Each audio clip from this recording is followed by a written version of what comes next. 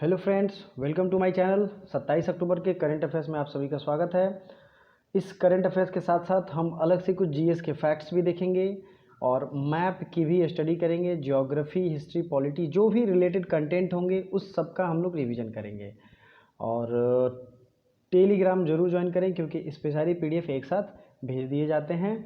ठीक है, तो इंस्टाग्राम, फेसबुक और टेलीग्राम का लिंक डिस्क्रिप्शन में दे दिया गया है। आज का पहला क्वेश्चन है संयुक्त राष्ट्र दिवस, यूनाइटेड नेशंस डे। ठीक है, यूनाइटेड नेशंस डे होगा, ये मनाया जाता है 24 अक्टूबर को। क्यों? क्योंकि 24 अक्टूबर 1945 को यूनाइटेड नेशंस की स्थापना हुई थी। एक क्वेश्चन पूछा जाता है कि किस एग्रीमेंट के तहत इसकी स्थापना की गई थी। तो एग्रीमेंट थी सैन फ्रांसिस्को एग्रीमेंट। ठीक है, इसको आप प्लीज़ याद रखिएगा। फ्रैंकलिन डी रूजवेल्ट ने इसका नाम यूनाइटेड नेशंस प्रस्ताव दिया था कि इसका नाम यूनाइटेड नेशंस रखा जाए। इसके पहले जो 1918 में ऑर्गेनाइजेशन बनी थी उसका नाम क्या था? League of nation. ठीक है, लीग ऑफ नेशन। ओके, तो ये आपको याद रखना है। यूनाइटेड नेशंस की जो लैंग्वेज है वो सब की सब भाषा आपको याद रखनी चाहिए। ठीक है, तो मैं बता देता हूँ। फ्रेंच, स्पेनिश, इंग्लिश, ठीक है, अरबियन है, अरबियन लैंग्वेज भी है यहाँ पे, और फ्रेंच स्पेनिश तो है ही। रशियन लैंग्वेज भी यहाँ वैलिड है। हाँ, एक चीज़ ध्यान रखना, हिंदी यहाँ की लैंग्वेज नहीं है संयुक्त राष्ट्र की, तो ये चीज़ें आपको याद रखनी चाहिए। विश्व पोलियो दिवस कब मनाते हैं? वर्ल्ड पोलियो डे, ये भी मनाते हैं 24 अक्टूबर को। कब मनाते हैं? 24 अक्टूबर को। अंतर्राष्ट्रीय श्रम संगठन ने शासी निकाय के अध्यक्ष के रूप में किसे नियुक्त किया है? Who has been appointed as governing body of International Labour Organization. तो देखिए, ये वीवीआई क्वेश्चन है। आईएलओ, इंटरनेशनल लेबर ऑर्गेनाइजेशन के एक तरीके से गवर्निंग बॉडी के रूप में भारत को इस बार का दिया गया है पदभार। ठीक है, गवर्निंग बॉडी क्या होता है? शासकीय कार्यभार संचालन के लिए इसका उपयोग किया जाता है। ठीक है, तो गवर्निंग बॉडी आपने देखा आईएलओ की स्थापना कब हुई थी? तो ये इंटरनेशनल लेबर ऑर्गेनाइजेशन, तो इसकी स्थापना 1930 में हुई थी। और पहली चीज़ है आईएलओ का ऑर्गेनाइजेशनल सेटअप हमें जानना चाहिए। 1 मई को मजदूर दिवस मनाती है आईएलओ, इंटरनेशनल लेबर ऑर्गेनाइजेशन। अब देखिए, जो भी अब इंटरनेशनल ऑर्गेनाइजेशन है इन सब का भी हम देखेंगे किसका हेडक्वार्टर कहाँ है अलॉन्ग विथ आईएलओ। तो सबसे पहले शुरू करते हैं ब्रिक्स का। ब्रिक्स का हेडक्वार्टर है संघाई, चाइना में। ठीक है, अगला है यूरोपीय यूनियन। यूरोपीय यूनियन का कहाँ है? ईयू।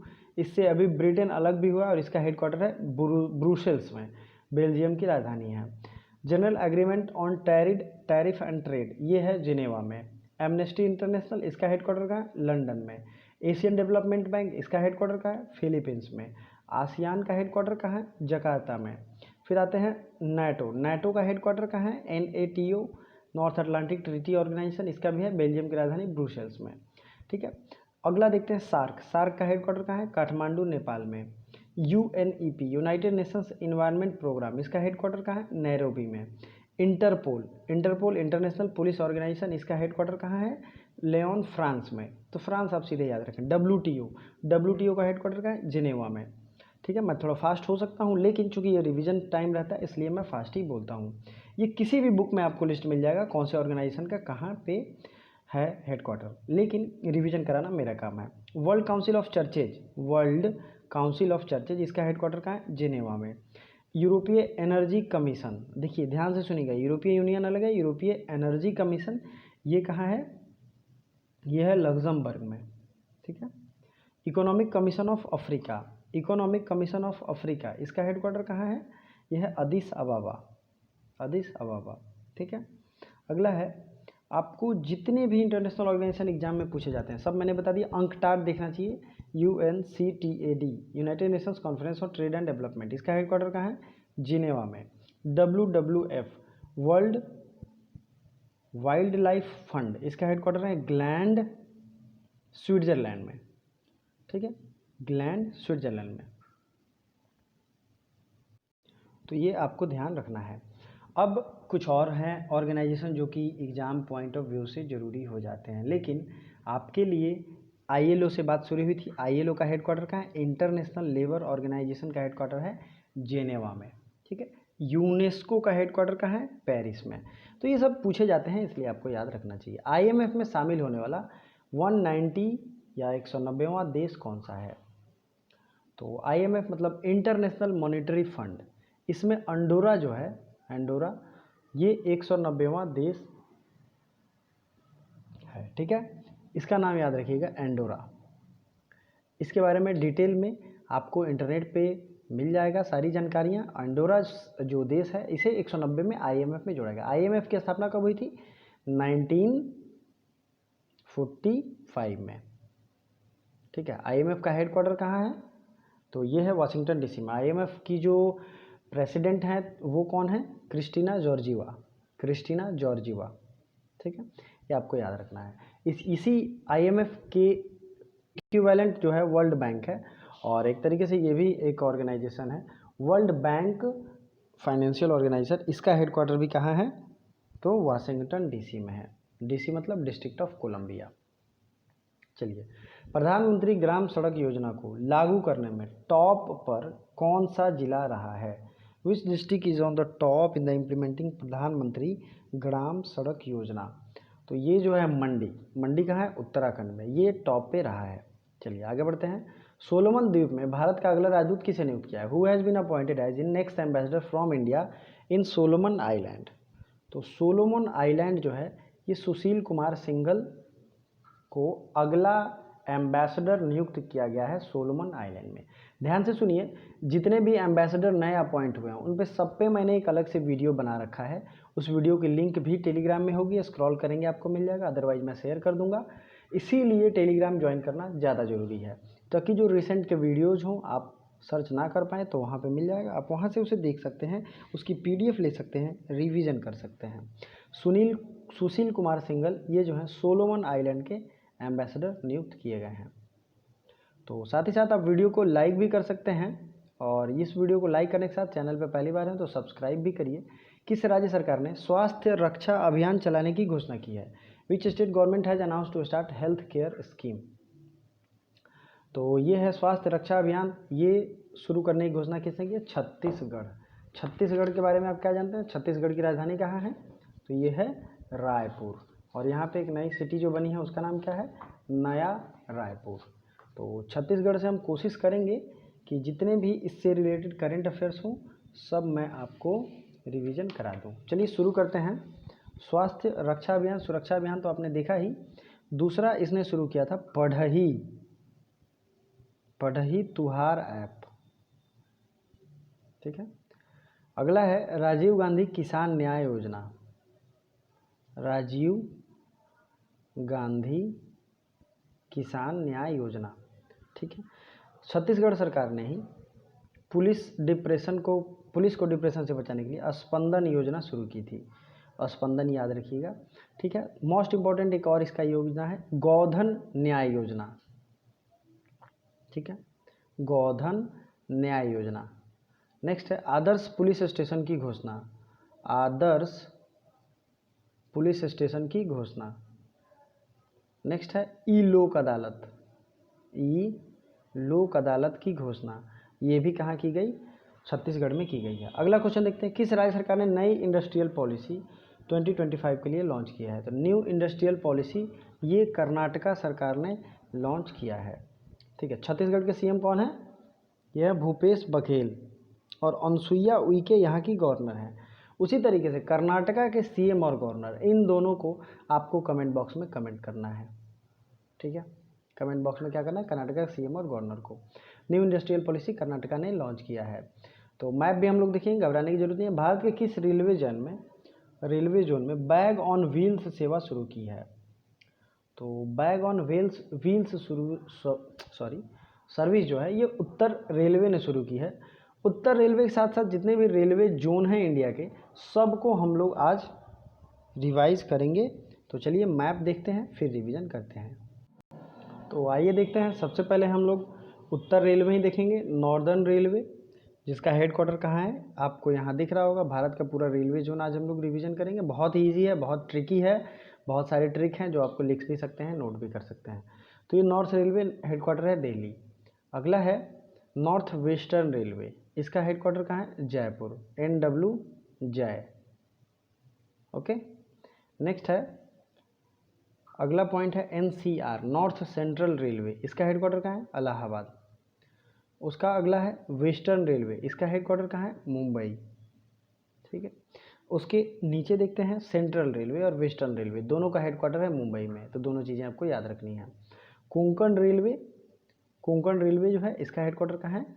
ये गोवा कोंकण तट पे है। ठीक है, अब आते हैं साउथ वेस्टर्न रेलवे। हाँ, इसका हिंदी पार्ट भी हो सकता है, साउथ मतलब दक्षिणी पश्चिमी रेलवे। इसका हेडक्वार्टर कहाँ होगा? हुबली। इसका ट्रिक मैंने बताया था, इसकी पूरी एक डिटेल वीडियो पड़ी हुई है ज्योग्राफी में, आप जाके देख सकते हैं, उसे याद करने में आसानी होगी। ठीक है, साउथ वेस्टर्न रेलवे, इसका मैंने ट्रिक बताया था SWH, एच से क्या होगा? हुबली। साउथ वेस्टर्न रेलवे का हेडक्वार्टर कहाँ है? हुबली में। SR मतलब साउदर्न रेलवे, दक्षिणी रेलवे, ये तो चेन्नई होगा क्योंकि दक्षिणतम पार्ट आपको पता ही है। SCR, इसका मैंने ट्रिक दिया था, SCR अगर आप इसे एक साथ देखेंगे तो यह है सिकंदराबाद। ठीक है, सिकंदराबाद रेलवे स्टेशन सिकंदराबाद का जो हेडक्वार्टर का मुख्यालय है। अगला देखते हैं, तो SCR जोन का हेडक्वार्टर कहाँ है? सिकंदराबाद। इसी तरीके से एक रिसेंट का जो रेलवे जोन बना है उसका नाम क्या है? विशाखापत्तनम। ठीक है, और वो southern western frontier railway zone का हेडक्वार्टर है, रिसेंट में बना है, ये आपको याद रखना है। ईस्ट कोस्ट रेलवे, ये आपको दिख सकता है ईस्ट कोस्टर्न रेलवे, तो ये हो गया भुवनेश्वर। ठीक है, कोलकाता में भी दो हेडक्वार्टर हैं, एक तो है ईस्टर्न रेलवे मतलब पूर्वी रेलवे, और साउथ ईस्टर्न रेलवे मतलब दक्षिण पूर्वी रेलवे, तो ये दोनों हैं कोलकाता। चलिए, अब कुछ चीज़ें और हैं जो आपको याद रखनी है। नॉर्थ फ्रंटियर रेलवे, यह है गुवाहाटी, मालेगांव गुवाहाटी। और कुछ मिडिल इंडिया की चीज़ें हैं जैसे कि WC जबल, इसका ट्रिक क्या था? WC मतलब वेस्ट सेंट्रल, तो वेस्ट ले लीजिए पश्चिमी, सेंट्रल मतलब मध्य, पश्चिमी मध्य रेलवे का हेडक्वार्टर है WC जबल। तो इस तरीके से मैंने कई सारे ट्रिक्स बताए थे, WC जबल, SWH, और ये मेरे हिसाब से काफ़ी ट्रिकी रहता है दिमाग को सेट करने में, क्योंकि बहुत सारे हैं, कन्फ्यूजन बहुत ज़्यादा होता है, तो आपको याद करने में आसानी रहेगा। ज्योग्राफी की प्लेलिस्ट पूरी पड़ी हुई है, वो आपके हर एग्जाम पॉइंट ऑफ व्यू से बहुत इंपॉर्टेंट है, आप उसे देख सकते हैं। चलिए, अगला क्वेश्चन देखते हैं, किस राज्य की पुलिस ने क्षेत्रीय बोलियों में बोलने की घोषणा की है? Which state has police to announce speak in regional language? तो रीजनल लैंग्वेज में जो है एक तरीके से ये रीजनलिटी रहेगी, तो एडमिनिस्ट्रेशन में काफ़ी हेल्प मिलता है। ये है उत्तर प्रदेश। किस राज्य सरकार ने सुनंदा सम्मान योजना की घोषणा की है? तो सुनंदा सम्मान योजना की शुरुआत की है उड़ीसा सरकार ने। अब उड़ीसा सरकार की यहाँ बात हो रही है, उड़ीसा सरकार ने काफ़ी सारे गवर्नमेंट स्कीम चलाए हैं, ठीक है, जिसको आपको याद रखना चाहिए। जैसे कि मो नाम से जो भी स्कीम हो वो उड़ीसा सरकार का है। किसका है? मो नाम से उड़ीसा गवर्नमेंट का। अगला है राजा पर्व, किसने मनाया? उड़ीसा सरकार ने। गरिमा नामक पहल की शुरुआत कहाँ हुई थी? गरिमा, ये भी हुई थी उड़ीसा में। तो प्लीज़ जब आप ऐसा नोट बना रहे हो तो ऐसा उड़ीसा लिख दीजिए बीच में पेज की खाली जगह, और साइड में लिखिए गरिमा, फिर जो है नुआखाई उत्सव और राजा पर्व यहाँ मनाया गया। इस तरीके से ये सारी चीज़ें उड़ीसा से रिलेटेड हैं, आपको एक डायग्राम टाइप दिखता रहेगा। ठीक है, एक स्टिकी नोट रहेगा, line by line her point लिख लीजिए, जिससे आपको याद करने में सहायता मिलेगी। वैसे स्टेट वाइज जो PDF है वो मैंने रेडी कर दिया है, धीरे धीरे वो आएगी वीडियो आपके पास। थोड़ी सी तबीयत नाजुक होने की वजह से दिक्कतें आ रही हैं। तो अगला क्वेश्चन देखते हैं, फिर से ये नेक्स्ट डे का है। प्रधानमंत्री मोदी ने किस राज्य में किसान सूर्योदय योजना की शुरुआत की है? तो किसान सूर्योदय योजना की शुरुआत की है कहाँ पे? गुजरात में। गुजरात के CM है विजय रूपाणी। गुजरात की राजधानी कहाँ है? गांधीनगर। ठीक है, किसान सूर्योदय योजना शुरू किया गया गुजरात में। विश्व की सबसे लंबी मंदिर रोपवे परियोजना का शुभारंभ कहाँ हुआ है? विश्व में सबसे लंबी मंदिर रोपवे का शुभारंभ किया गया है गुजरात में। ओके, अगला देखते हैं, भारत का सबसे बड़ा हार्ट हॉस्पिटल कहाँ खुला है? और ये जो है मंदिर रोपवे, इसे आपने न्यूज़ में भी देखा होगा, टेम्पल रोपवे गिरनार में ये खुला है। ठीक है, गिरनार में, और लगभग 2.3 किलोमीटर की दूरी मात्र 7.5 मिनट में ये तय करेगी। भारत का सबसे बड़ा हार्ट हॉस्पिटल कहाँ खुला है? तो ये भी खुला है अहमदाबाद में, और तीनों की शुरुआत मोदी ने ही की थी। तो पहला क्वेश्चन क्या था, किसान सूर्योदय योजना गुजरात, दूसरा गिरनार रोपवे गुजरात, और तीसरा भारत का सबसे बड़ा हार्ट हॉस्पिटल अहमदाबाद गुजरात। अगला है, किस राज्य सरकार ने भाग्य लक्ष्मी योजना की मंजूरी दी है। तो भाग्य लक्ष्मी योजना को मंजूरी दी है कर्नाटक सरकार ने। ठीक है, कर्नाटका के सीएम और गवर्नर आप सबों को कमेंट बॉक्स में कमेंट करना है, साथ ही साथ कर्नाटक के जो भी नेशनल पार्क हैं उनको भी। मानव पशु संघर्ष को कम करने के लिए किस राज्य ने टास्क फोर्स का गठन किया है। तो मानव पशु संघर्ष को कम करने के लिए उड़ीसा सरकार ने टास्क फोर्स का गठन किया है। क्या किया है, टास्क फोर्स का गठन किया है। उड़ीसा के सीएम कौन है, नवीन पटनायक, और यहाँ के गवर्नर कौन है, गणेशी लाल। चलिए आगे देखते हैं, यूनेस्को में भारत के नए राजदूत who has been appointed as the ambassador of India in UNESCO. UNESCO का हेडक्वार्टर का है पेरिस में, और इसके जो हैं एम्बेसडर बने हैं विशाल वी शर्मा। विशाल वी शर्मा। हरियाणा लोक सेवा आयोग के अध्यक्ष ये कौन बने हैं, तो हरियाणा लोक सेवा आयोग के अध्यक्ष बने हैं आलोक वर्मा। ठीक है, चलिए अगला देखते हैं, महाराजा भूपिंदर सिंह पंजाब स्पोर्ट्स यूनिवर्सिटी की नींव पंजाब के किस जिले में रखी गई है। तो पंजाब के पटियाला में भूपिंदर सिंह स्पोर्ट्स यूनिवर्सिटी बनाई जाएगी। चलिए अगला क्वेश्चन, वैश्विक मोबाइल इंटरनेट स्पीड रैंकिंग में कौन शीर्ष पे रहा है। तो ये जो है world mobile internet speed ranking में दक्षिण कोरिया शीर्ष पे रहा है। ठीक है, कौन शीर्ष पे रहा है, दक्षिण कोरिया। अगला क्वेश्चन है, किसने 60 स्टारलिंक उपग्रहों का एक नया बैच लॉन्च किया है। तो ये है स्पेस एक्स। स्पेस एक्स ने 60 स्टारलिंक उपग्रहों का एक नया बैच लॉन्च किया है। तो ये आज का इम्पोर्टेंट करंट अफेयर्स था। डेली करंट अफेयर्स टाइम पे आते हैं, आप प्लीज़ 7 से 8 के बीच में देख लिया कीजिए, क्योंकि अपडेटेड सबसे ज़्यादा माइंड रिफ्रेश भी रहता है। तो आप करंट अफेयर्स के साथ साथ जीके भी रिवीजन कर पाएंगे। चैनल सब्सक्राइब जरूर करिए, वीडियो को लाइक करिए। Thank you so much for watching.